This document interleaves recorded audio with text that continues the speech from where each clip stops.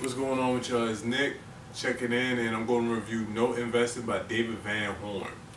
This is a book by Bigger Pockets, and I picked up the book because I'm really interested in note investing because I see it as a way to invest in real estate without investing in real estate.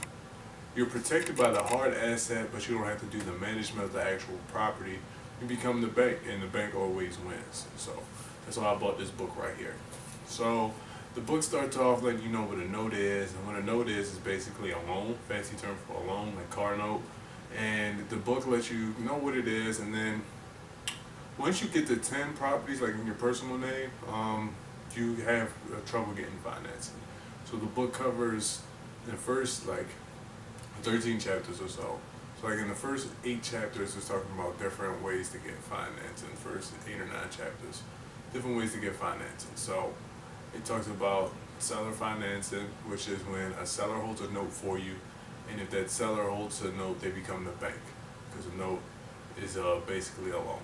So if you went to a seller and said, "Hey, I like your house.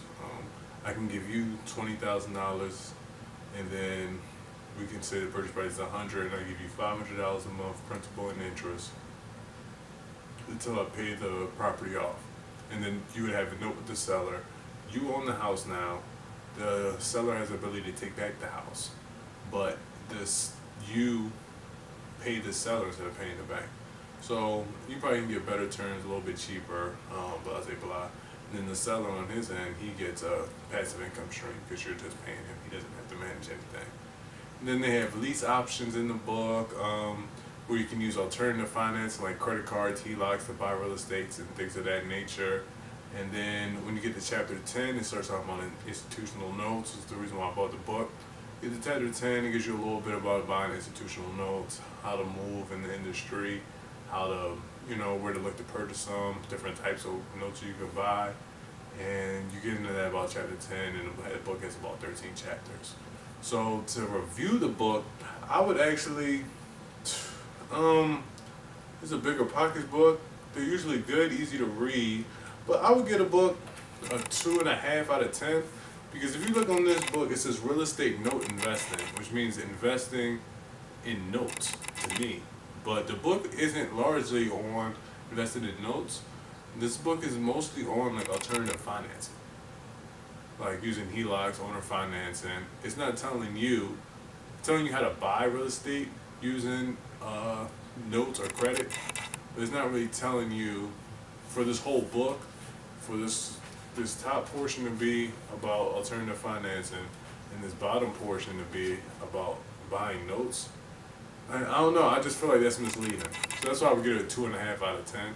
2.5 out of 5, because you have to read a lot of the book to get there. And if that's what you're looking for, I think you probably would do best to find another book to read if you want to learn about institutional notes like I was, because that's not what this book is. This book is more so alternative financing, and then you get to institutional notes at the very end.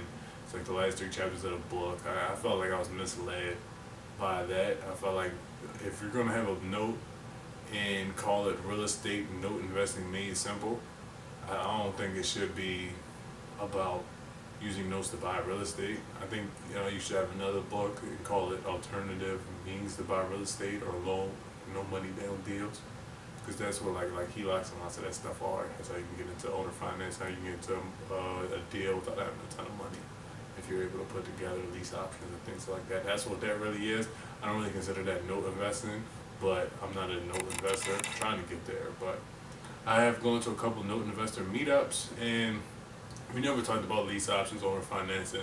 We're talking about going to the bank and having a fund and buying individual notes, or buying a pool of notes, like buying a mortgage. Like if ABC Main Street, I buy ABC Main Street, house number 1. I can buy the loan that you have with the bank. It's like you say you defaulted, the big hedge fund guys are going to comb through most of this stuff.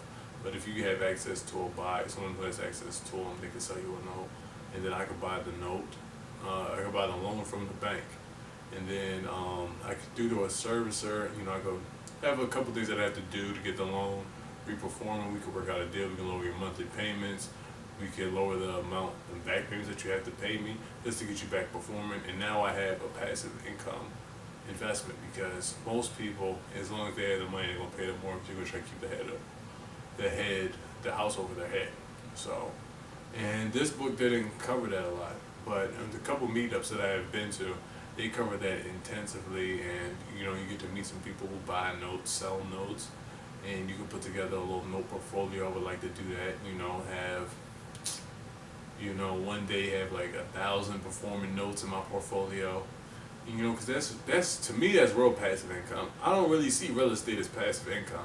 I mean, if you get a property manager, I guess that's passive. But like individual rental properties, I mean, I did just get paid on this Monday. I didn't have to do anything for it. It's more passive income than working. For example, I did the work on the rehab, and I never have to do a whole rehab from the ground up again. But I do have to manage things daily. Nothing is really ever passive, and I think notes are more passive than real estate. I think notes are more advantageous if you want to live the digital nomad lifestyle, because that way you don't have another person to manage. You can get like a real professional servicing company. It's hard to get a big time property manager when you're dealing with single family properties, but if you have a real professional note servicing service, I mean, you got a pretty passive investment, and then you only have to log in. You don't really log in, you could, wherever you hold your notes at, you could check with your provider, direct deposit, all that stuff. Money from my account gets direct deposited, and the people get their checks. I make sure the checks get mailed out and all that kind of good stuff. But I mean, now that I have a maintenance man, it's a lot more passive. It's like, don't call me, call the maintenance man. The maintenance man will take care of it. But I'm not really feeling this book. I can't really recommend anybody to purchase this one. I'm usually a big fan of the Bigger Pockets material, but I can't really recommend anybody purchase this book. Using mortgage notes to passively and massively increase your income, and I just don't think, with the cover of this book and all this stuff saying real estate notes, I don't really think that's what I bought the book to do, and it didn't do it, so I can't recommend that. If you want to learn about alternative ways to finance a deal, like if you're at your 10 property limit or you don't have that much available money, then this is a good book to read. But if you're looking for a book to read to learn more about note investing, it's kind of misleading, because it's kind of misleading. Then it does have the information in there, but this is a lot of, if you want to do that, you could buy this book. I'll put the link below. And just read from chapter 10 to 13. Chapter 10 and on, and you'll basically get everything you need to know. But if you do want to learn about lease options, owner finance, and things of that nature, this book is a good resource for that. But that's not why I bought this book. So I'm going to give it 2.5 stars out of 5. If you guys want, I'll put the link to my Bigger Pockets profile. So if you guys want Bigger Pockets, you guys can add me. If anybody has any comments about the book, please let me know. And like I said, if anybody's in Baltimore, if you're out here in Baltimore, just let me know. Maybe we can meet up at the Baltimore RIA or something like that. I'm a member. This is Nick checking out Millennial Think Tank.